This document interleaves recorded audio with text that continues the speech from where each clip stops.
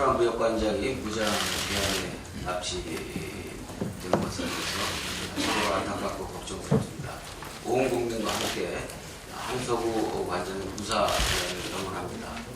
정부의 가장 중요한 책무는 국민의 생명과 안전을 지키는 것입니다.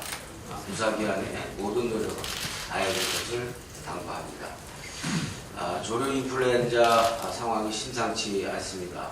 어제 전국에도 다녀왔습니다만 확산 방지 대책 마련을 위한 전 정부적인 노력이 필요할 때입니다. 예견된 위험이 정부의 방심으로 사태를 키운 것은 아닌지 아쉬운 점이 많이 있습니다. 하지만 지금은 확산 방지의 총력을 기울일 때입니다. 특히 민족의 대이동이 있는 설날 이전에 반드시 AI를 진정시켜야 할 것입니다. 정부는 2년 전 초동 대응 실패를 거울 삼아서 확산을 막고 특히 축산농민의 피해를 최소화하는 데 만전을 기해야 할 것입니다. 민주당은 조류 인플루엔자 확산 방지와 국민의 불안감 해소 그리고 축산농가의 피해를 해소하는 노력에 모든 협력과 지원을 아끼지 않을 것입니다. 또한 사상 최악의 개인 신용 정보 유출에 온 국민이 불안해하고 있고 분노하고 있습니다. 개인 정보는 인권임을 간과한 무사미진 창극입니다. 믿고 맡긴 정보를 허술히 관리한 금융기관이나 수도 없이 그동안 개인정보 유출 사건이 발생했는데도 안일하게 대처해온 금융당국이나 모두 변명의 여지가 없는 중대한 과오입니다. 향후 카드사는 물론이고 감독기관도 엄중한 대책이 이루어져야 할 것입니다. 지금 당장 급한 것은 피해를 최소화하는 일이 급선무입니다. 이번 사건이 충격을 주는 건 사실상 대한민국 성인 전체의 신상이 털렸다는 사실입니다. 대참사를 아니할 수 없습니다. 이렇게 전 국민의 신상이 털리는 나라가 과연 정상인지 묻지 않을 수 없습니다. 전 국민의 신상 정보가 불법 매매되고 그 정보가 보이스피싱이나 스미싱 같은 범죄에 악용되고 그 피해는 고스란히 국민이 져야 하는 무책임한 나라가 도대체 어디에 있는 것입니까? 이제 더 이상 일회용 대책은 곤란합니다. 이제 악순환의 고리를 반드시 끊어야 할 것입니다. 개인정보 유출에 책임있는 금융기관과 감독기관은 엄중한 문책이 있어야 할 것이고 금융기관뿐 아니라 개인정보를 다루는 모든 기업, 기관들의 보안 시스템을 전면적으로 재점검하고 형사처벌과 보상이 있어서 그 책임을 대폭 강화해야 할 필요가 있습니다. 국회 차원에서도 개인정보가 보호받는 사회를 만들기 위해서 2월 국회에서 우선 개인정보 관련법 개정을 적극 추진하겠습니다. 새누리당이 압도적인 국민 반대에도 불구하고 정당 공천 폐지 약속 파기를 강행하려는 움직임이 계속되고 있습니다. 온갖 핑계를 대고 있지만 결론은 기득권을 못 내려놓겠다라는 탐욕인 것입니다. 염치가 있다면 국민을 조금이라도 두려워한다면 그리고 약속을 지키려는 최소한의 신의가 있다면 이 약속은 파기하지 못할 것입니다. 새누리당은 지금이라도 대국민 사과하고 기초선거 정당공천 약속 파기 시도를 중단 처리할 것을 촉구합니다. 국민적 반대에도 불구하고 새누리당이 이번 주 의총에서 약속을 파기할 경우 새누리당의 탐욕 정치는 국민의 심판을 면치 못할 것이라는 점을 엄중히 경고합니다. 공천 폐지 약속 파기 관련해서 당사자인 박근혜 대통령이 여전히 침묵하고 있습니다. 대통령 공식 입장 표명 없이 부러기 담 넘어가듯 하는 행태는 국민에 대한 도리도 아니고 대통령의 자세로도 빵점인 것입니다. 대통령답게 당당하게 2012년 11월 국민 앞에 약속했던 그 약속 어떻게 할 것인지 국민 앞에 입장을 밝힐 것을 다시 한번 촉구합니다. 지방선거와 관련해서 한마디 첨언하지 않을 수 없는 것은 지금 야권에 가장 필요한 것은 지방선거를 통해 불통질주하는 새누리당 정권을 견제할 수 있는 힘을 만들어내는 것입니다. 분열의 정치로 이 소중한 기회를 날려버려서는 안 됩니다. 새누리당 정권에 대한 견제에 동의한다면 정당과 개인을 막론하고 일대일 구도를 만들기 위한 노력은 선택이 아니라 필수라는 점을 다시 한번 강조합니다. 마지막으로 전셋값 관련해서 한 말씀 드리겠습니다. 한겨울에 집 없는 서민들의 걱정이 이만저만 아닙니다. 지금 전셋값 상승이 73주째 최장 기록을 갱신해가며 계속되고 있습니다. 2008년부터 2013년까지 5년 동안 서울시내 전세 가격은 무려 33%나 상승했습니다. 정부의 근본적인 인식 변화 없이는 전세값 도공 행진은 멈출 수 없을 것입니다. 지금과 같은 안일한 대응을 일관할 경우 서민 주거 불안 공포로 이어질 것이 뻔하고 이미 그렇게 되고 있습니다. 그나마 다행인 것은 서민 주거 안정을 위한 민주당의 노력과 입법 성과가 하나둘씩 결실을 맺고 있습니다. 부도임대주택의 임차인 보호를 위한 법이 지난해 6월 우리 박수현 의원이 발의했는데 보금자리 주택건설 특별법이 이달 17일부터 발효가 됐습니다. 이달 17일부터 부도주택의 임차인 보호에 대한 제도가 법적으로 보장되고 보호될 수가 있게 된 것입니다. 서민들의 주거 복지와 민생 안정을 위한 민주당의 노력은 계속될 것입니다. 전셋값 문제 해결을 위해 전월세 상한제 도입과 계약갱신 청구권 입법을 계속 추진해 갈 것입니다. 임차인들의 권리금 폭탄 돌리기 피해를 막기 위한 상가 권리금 법제화를 위해서 상가 권리금 보호 특별법 역시 우선 과제로 추진하도록 하겠습니다. 국토부는 더 이상 준비 부족을 이유로 이와 같이 서민들의 전세 불안, 또 임차인 상인들의 보증금 내주는 권리금 불안에 대해서 방치하지 말고 탄탄한 준비를 통해서 신속하게 입법이 될 수 있도록 보장해야 할 것이라는 점을 강조하고 촉구하는 바입니다. 이번 사건은 소일코 외양간도 못 거치는 금융당국의 무능의 결과입니다. 2011년에 개인정보 유출 사건을 일으킨 농협, 현대캐피탈, 삼성, 하나, SK카드 등 4개 금융기관에 내려진 제재는 고작 기관 경고, 감봉, 과태료 600만 원에 그쳤었다는 점에서 금융당국의 이번 초유의 유출 사고에 대한 1차적 책임이 있다 할 것입니다.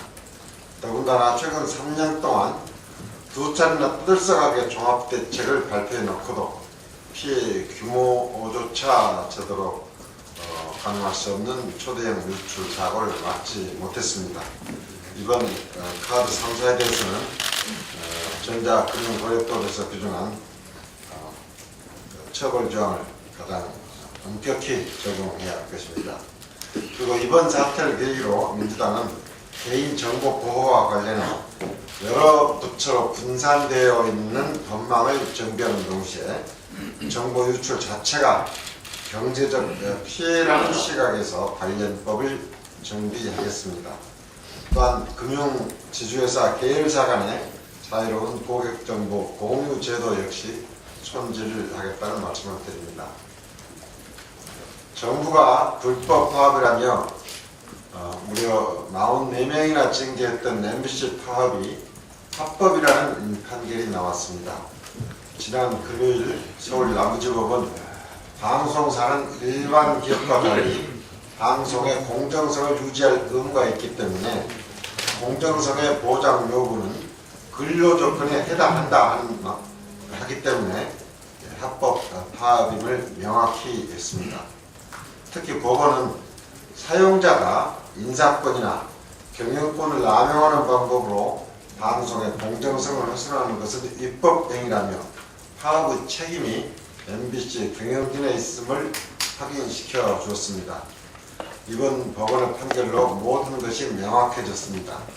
110일간 계속되었던 MBC 파업의 책임은 공정성을 훼손한 경영진에 있고 그 궁극적 책임은 부적절한 인사를 임명한 정권에 있는 것입니다.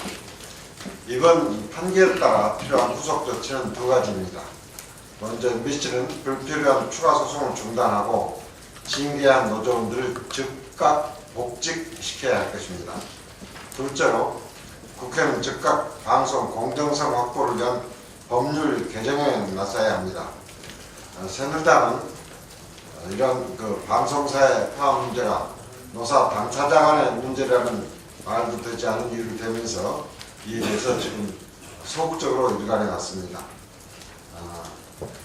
우리 민주당이 이 문제를 해결하기 위해서 방송사 지배구조 개선한 방송법 개정안을 발의한 데 대해서 새누리당은 즉각 응해야 할 것입니다.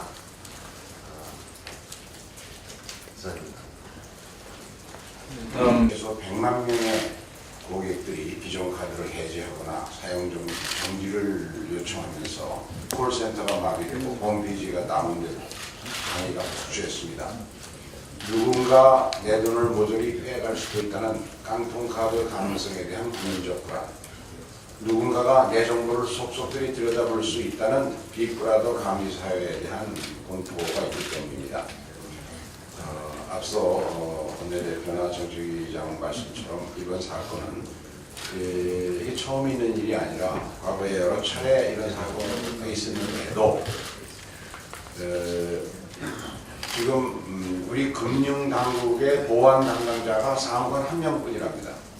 그리고 과거 몇 차례의 보안 대책을 종합대책을 발표했는데 실제 이번에 사고가 일어난 3개 카드사들을 보면 이 용역업체에게 휴대용 저장장치 USB를 가지고 개인정보를 빼갈 수 있도록 하는 걸 허용해서 생긴, 그래서 보안의 기초 상식을 지키지 않아서 생긴 문제가 지금 이런 걸 일으켰습니다. 그런 점에서 금융당국이 그 허술한 보안 시스템, 또 감독당국의 부실한 감독, 그리고 이 정부 전체로서 보안에 관한 불감증, 안이한 대응, 이것이 만들어낸 총체적인 인재일 겁니다. 당장 급한 것은 금융회사들이 고객에게만 조심하라고 할 것이 아니고 정보 유출한 것에 대한 전수조사를 통해서 고객에게 정보를 공개하고 그 유출된 사람들에게 카드를 재발하는 모든 책임을 금융회사가 스스로 해야 될 것입니다. 그리고 발생한 모든 피해에 대한 보상을 약속함으로써 고객에 대한 불안 심리를 해소해야 하고, 금융당국에서는 유출된 개인정보의 제3자 유포에 따른 2차 피해, 금융사기 등 범죄에 이용되지 않도록 하는 종합대책을 실히 마련해서 발표해야 할 것이고, 감사원에서는 이게 여러 차례 발표된 종합대책이 탁상에서만 만들어지고 전혀 실천이 되지 않는 이 근본 문제가 있기 때문에 종합적인 감사를 통해서 이 대책의 실효성을 점검하고, 그리고 금융회사, 금융당국, 금융감독당국의 책임 소재를 분명히 가져서 일벌백계로 다스려야 할 것입니다. 원로 국회에서 2월 국회에서 관련 입법을 할 때 우리 당 이찬열 의원이 대표 발의한 개인정보보호법 개정안, 이것은 고유 식별 정보를 암호화하는 것을 카드회사에게 의무화하는 조치입니다. 이것도 좋은 대안으로 검토해 주시기 바랍니다. 이상입니다. 예, 그 금융기관의 개인정보 유출 사태 관련해서 국회 또 정무위원 의원실 김기준 의원께서 도와주기 바랍니다.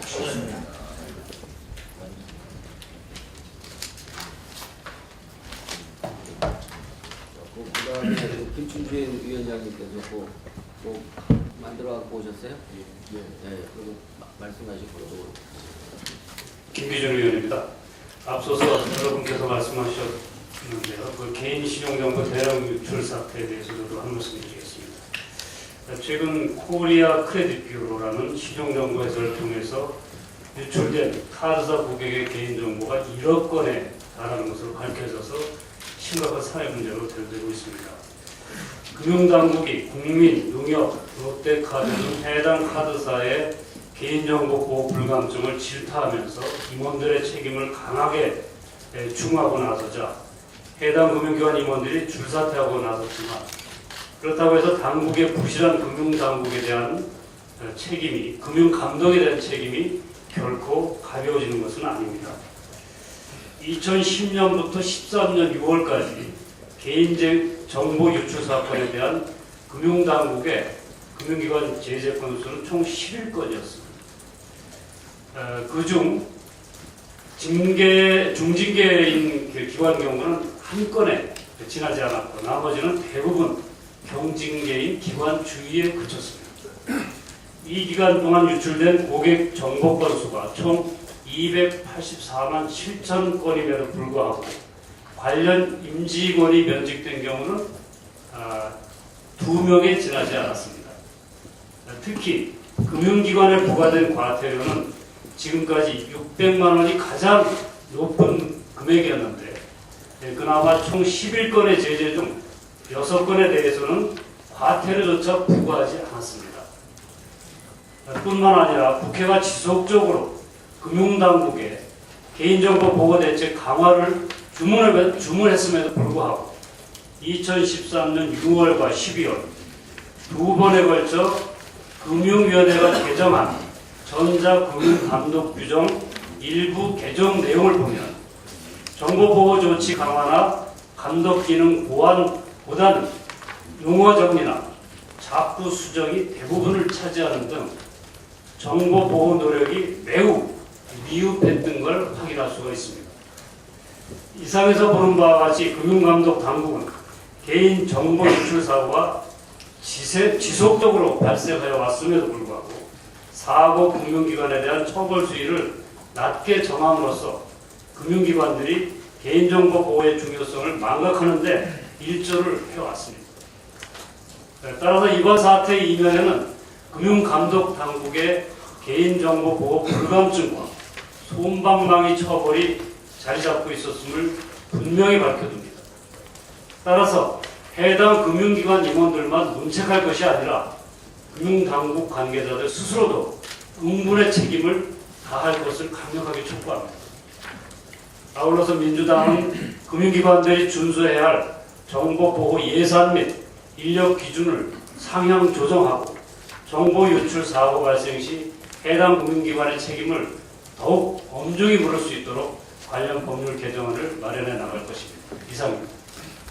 예전에 없었던 스탠드 스틸 명령을 발동해서 최강수 대책을 내놨지만은 아직 AI의 전국 확대를 막을 수 있는지 여전히 의문이 듭니다. 정부 부처 간의 대책을 보면은 작년 11월 농림부는 방역 차원에서 AI 최초 발병지인 고창 시오리 농가를 예찰하였으나 문제 파악을 하지 못했습니다. 작년 12월 환경부는 철새 분변 조사 결과를 발표하며 AI 특별 주의를 발표하였습니다. 그러나 관계부처 및 지자체에 통보하고 AI 발생에 대비할 것을 촉구하는 것으로 할 일을 다했다고 하는 태도는 정부 간의 유기적인 협조가 아쉬운 대목입니다. 2003년 이후 4차례에 걸쳐서 AI가 모두 H5N1형인 반면에 이번에 발생한 AI는 H5N8형이기 때문에 돌연변이가 나타난 점에서 상당히 우려된다고 생각합니다. 오리의 특성상 닭과 달리 겉으로는 증세가 나타나기까지 약 3주간 걸린다는 점도 감안해 볼 필요가 있습니다. 2003년 이후에 4차례에 걸쳐서 AI에 대해서 모두 철새가 원인이라고 추정하였고 단 한 차례만 철새 원인이 아니라고 이렇게 추정한 바가 있습니다. 그러나 정확한 역학적인 원인 규명을 하지 못하고 있습니다. AI 발생으로 인해서 그동안에 한 6천억 원 가량의 피해가 생겼는데 여기에 판매를 보면은 그 규모를 알 수가 있습니다. 1차 발생이 2003년도에 발생했는데 1,531억 원의 피해를 가져왔습니다. 2차가 2006년에 582억 원, 3차가 3,070억, 4차가 824억 원에 달하는데 이번 발생한 AI는 피해를 최대한으로 줄여야 된다고 생각하고 있습니다. 그럼 종합적으로 말씀을 드리겠습니다. 저희 당에서 이 대책위원회를 구성한 이유는 첫 번째로 주무부처인 농림부에서 우리 닭과 오리, 가금류에 대해서 AI가 발생되었는데 어떻게 더 이상 확산되지 않도록 예방할 수 있을 것인지, 두 번째는 예방하는데 제일 중요한 것이 원인 규명입니다. 그래서 환경부에서는 지금 철새가 원인이라고 하게 되면 환경부와 또 농림부, 그리고 인수공통 전염병이기 때문에 우리 보건복지부, 1918년에 스페인에서 조류독감이 발생됐을 때 유럽 인구의 3분의 1이 사망했습니다. 그래서 사람한테도 옮길 가능성이 있는 질환이 인수공통 전염병이기 때문에 특별히 여기에 대한 대책이 요구된다고 생각합니다. 또 아울러서 어떻게 하면 예산을 지원하고 또 교통 통제를 효율적으로 해서 확산을 막을 것인지, 이러한 측면에서 안행부의 역할이 절실히 요구된다고 생각합니다. 또 보건복지부와 타미프루라든가 인간에 전염됐을 때 여기에 대한 약의 확보, 또 대비책, 이런 면에서 식약처의 역할도 소중하다고 생각합니다. 아울러서 정부의 대책이 효율적인가, 지금 철새를 원인으로 추정하고 있습니다. 어저께 당 대표님께서도 말씀하셨지만은 철새를 원인으로 추정한다면은 현재와 같은 교통 통제하고 소독하는 시스템은 바꿔야 됩니다. 왜냐하면은 지금 현재는 농장에서 농장으로 이 AI가 확산된다는 전제하에서 수립한 대책이라고 생각합니다.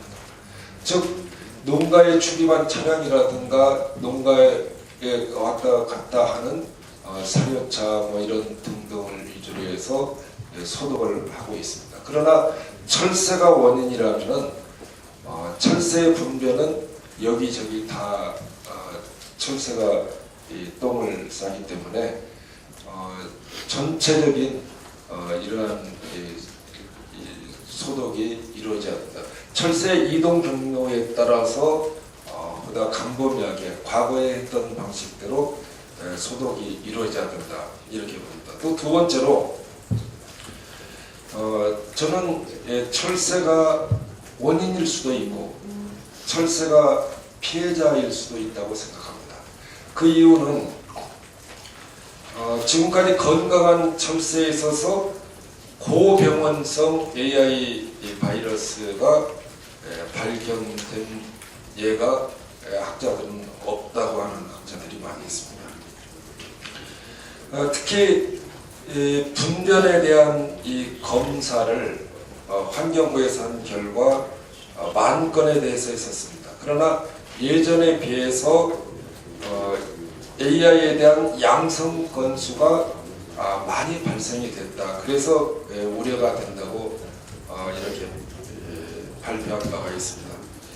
또 농림부에서 2010년에 17만 건을 검사를 했고 2011년에 17만 2천 건, 2012년에 16만 8천 건, 또 작년에 16만 5천 건을 조사를 한 결과 양성 반응을 나타낸 것은 2014년에 450건, 2012년에 299건, 2011년에 142건, 2010년에 139건이었습니다. 이렇게 이 저병원성 조류 인플루엔자는 우리나라에 있는 오리에서도 이렇게 평상시에 양성 반응을 일으키기 때문에 이것은 6개월 내지 한 2년 이상이 지나면은 돌연변이가 발생이 돼서 이 고병원성으로 이 돌연변이가 일어난다면은 우리 이 내부에서도 원인이 될 수가 있다. 물론 철새에서 원인균이 발견이 됐기 때문에 철새가 가지고 있는 원인균은 분명합니다. 그러나 그 원인균이 우리가 키우고 있는 가금류에서 옮겨갔는지, 철새가 고병원성을 가지고 와서 우리나라의 가금류에 옮겼는지, 이것은 보다 철저한 역학조사가 필요하다고 생각합니다. 이런 의미에서 분변에 대한 검사를 또 혈청 검사를 이 숫자를 대폭 늘려야 된다고 생각합니다. 현재 이 조사한 건수에 대폭적인 이 건수를 늘리려면은 여기에 따른 예산 지원이 필요합니다. 또 우리 농가는 지금 설을 앞두고 상당히 어려운 시기입니다. 그래서 우리 농가에 대한 지원이 절실히 요청이 됩니다. 또 출하도 못하게 하면은 이 크기가 일정이 안 되는데 너무나 많이 커가지고 상품성도 떨어지고 또 판로도 막막하기 때문에 도산의 위기에 처해 있는 농가가 다수 있으리라고 생각해서 정부의 절대적인 지원 대책이 필요합니다. 이상. 예, 다음 백재현 정개특위 간사 발언하시겠습니다. 네, 정개특위의 민주당 간사를 맡는 백재현입니다. 내일 수요일날 오전 10시에 새누리당이 의총을 통해서 기초선거 폐지, 공천 폐지와 관련된 결론을 내리겠다고 이야기를 하고 있습니다. 새누리당은 기초선거 공천제를 계속하려면 설명이 필요합니다. 지난 대선 때 공약은 어떻게 된 것인지, 그리고 2014년 4월 때는 보궐선거에서 가평과 산청원의 그 약속을 지키겠다고 공천수사 안 했는지, 그때 상황과 지금 상황은 어떤 변화가 있는지, 무슨 변화 때문에 공천 제도를 해야 된다고 주장하는 것인지에 대한 설명이 반드시 있어야 되고, 이와 관련해서 대통령이 약속했던 게 분이기 때문에 청와대 입장이 분명히 나와 있다고 생각합니다. 아마 대통령께서 목요일 날 오전에 들어온 걸로 알고 있습니다만, 하여튼 대통령의 코멘트도 반드시 필요하다는 그걸 저는 강조하고 싶습니다. 이상입니다. 네, 다음 백공기 국방위원님 발언하시겠습니다.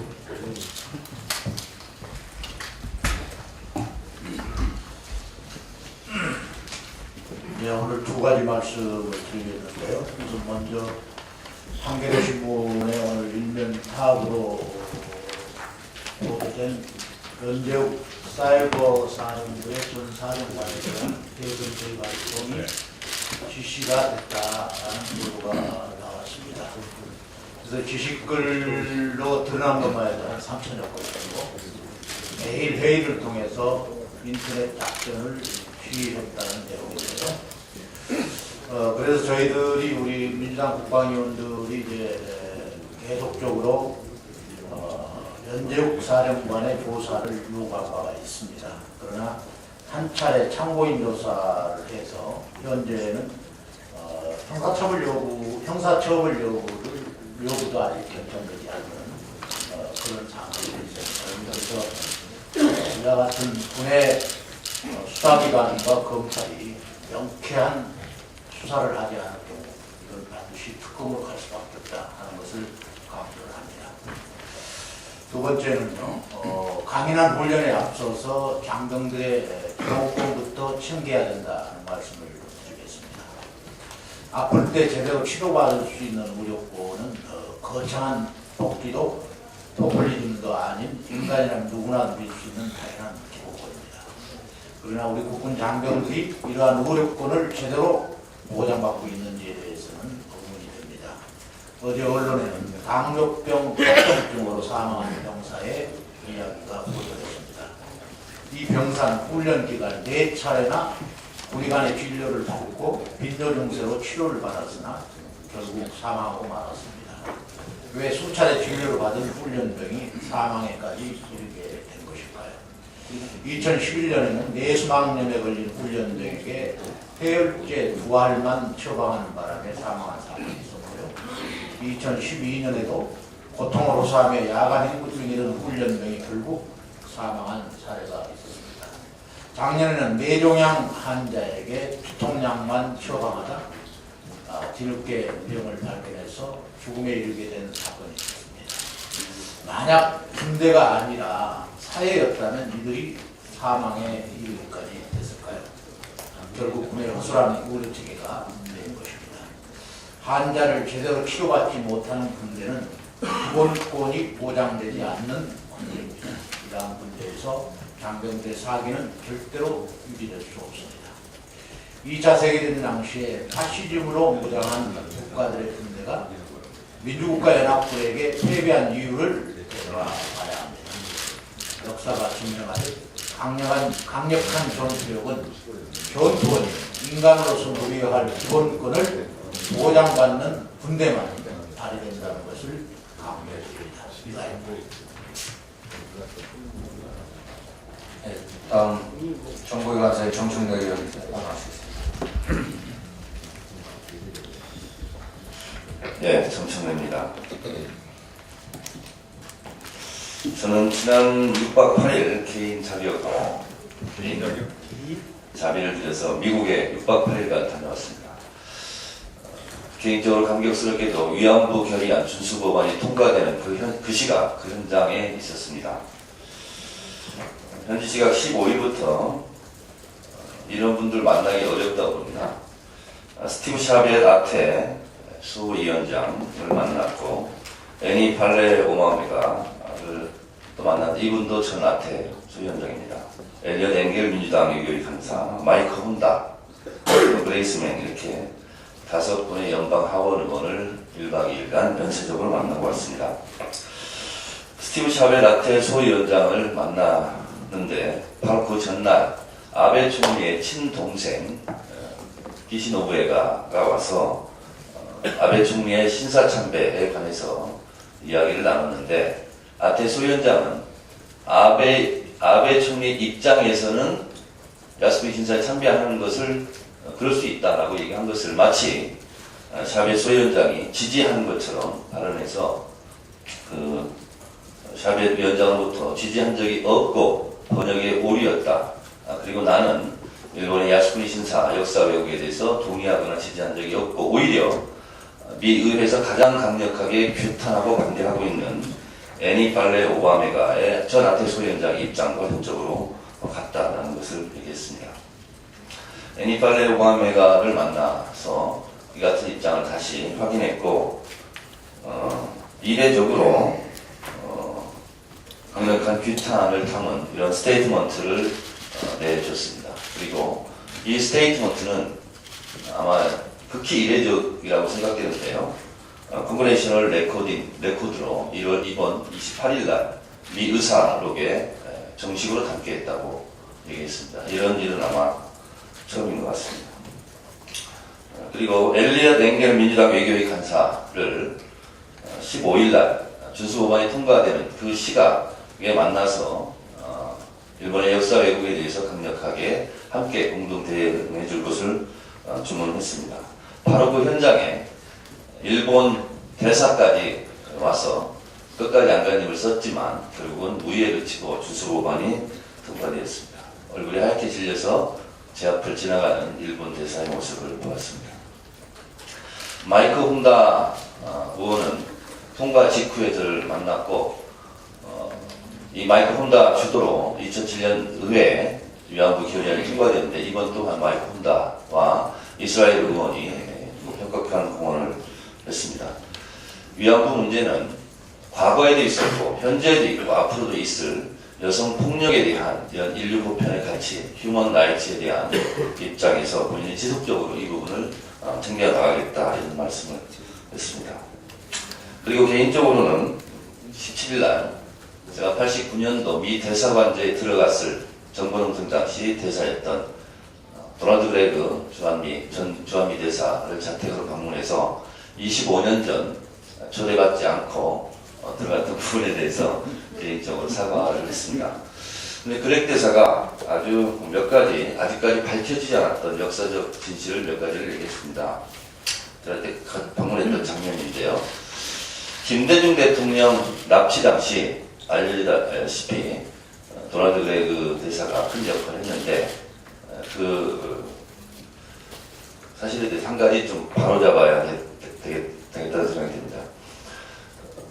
김대중 대통령이 동경에서 사라지고 그것이 하비부 당시 대사에게 보고되었고 특별보좌관 했던 도널드 그레그에게 역할을 주문했다고 합니다. 그래서 당시 하비부 특별보좌관 했던 도널드 그레그가 알아보니 중앙정보부의 지시였다는 것이 알려졌고 곧바로 하비부 대사가 박정희 대통령에게 김대중을 죽이면 한미 관계에 악영향을 줄 테니 심사숙고해라 라는 메모를 넣고 바로 청와대에 들어가겠다. 그 이후에 청와대에 들어갔더니 박정희 당시 대통령이 곧 집으로 돌아갈 것이다. 이렇게 해서 얘기를 드렸다고 합니다. 그 당시에 납치 상공에 떴던 비행기가 미국 비행기라고 알려져 있는데 미국에서는 비행기를 띄우지 않았다고 합니다. 중정에서 알아서 아마 신호를 보내서 김대중 대통령 살려주라는 시그널을 현장에서 보내지 않았을까 생각합니다. 도널드 그레그가 88세 고령이신데요. 남북관계, 한반도 평화에 대해서 깊은 관심을 여전히 가지고 계셨습니다. 앞으로 큰 역할을 좀 할 것으로 기대가 됩니다. 짧은 시간에 보고를 다 드릴 수 없어서 짤막하게 보겠는데 혹시 관심 있는 기자분들께서는 11시에 제방에서 오시면 위안부 결의안 준수 법안에 대한 막전 막후 이 드라마로 같았던 것에 대해서 상세하게 말씀드리도록 하겠습니다.